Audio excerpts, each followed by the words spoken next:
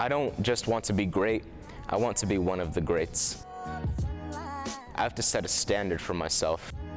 I have to make sure my body is in top physical condition. I have to make sure my endurance is up as well.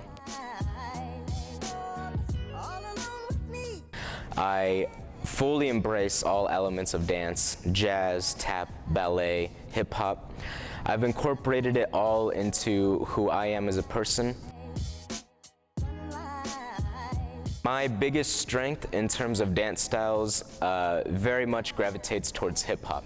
I'm a very strong hip-hop dancer. That's how I started out when I was 16, and from there I've just kept building on my technique and my style. Before it all happens, before the curtain rises, I do like to find a quiet place to meditate. You know, I just sit down, have my eyes closed, relax my body, and just breathe for at least a minute or two, just to feel in the moment.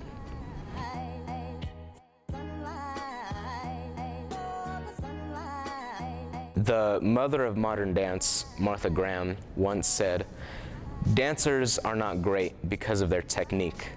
They are great because of their passion."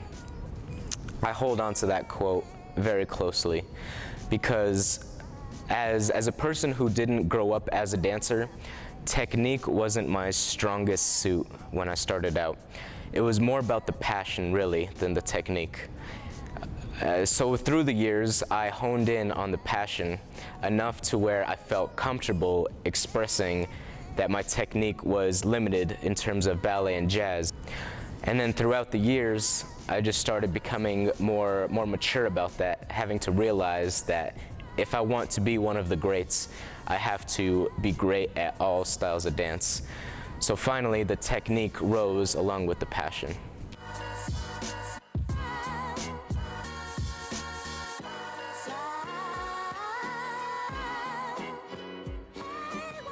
One of the things that really stands out about Antonio is he is committed to being a creator. And I think there are a lot of students who come to study art who get lost behind the "I'm waiting for someone to tell me what to do." And Antonio is excited about not waiting for someone to tell him what he should be doing. He doesn't have that filter where he's afraid to show his work.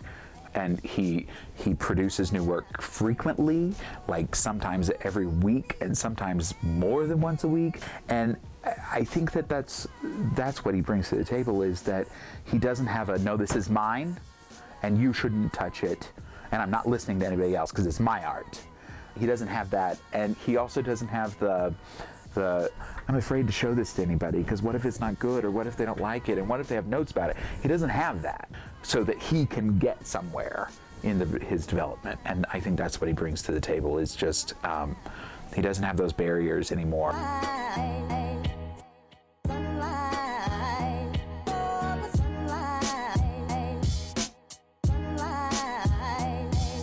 If somebody's never experienced dance, I wouldn't use my words to say, "Hey, why don't you come check this out? You know, it's at this time, at this place, come check it out." I would use my movement. I would dance for them.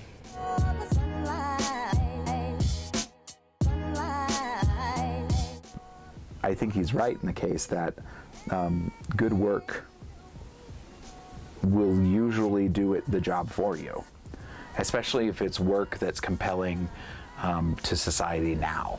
If it feels relevant, if people can connect with it, then it will sell itself.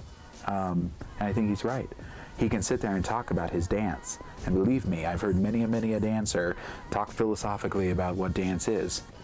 And in the end, it all comes down to, so let's see it. Let me see what you actually did. And so I think he's right. I think that it does come down to, don't talk about it, dance.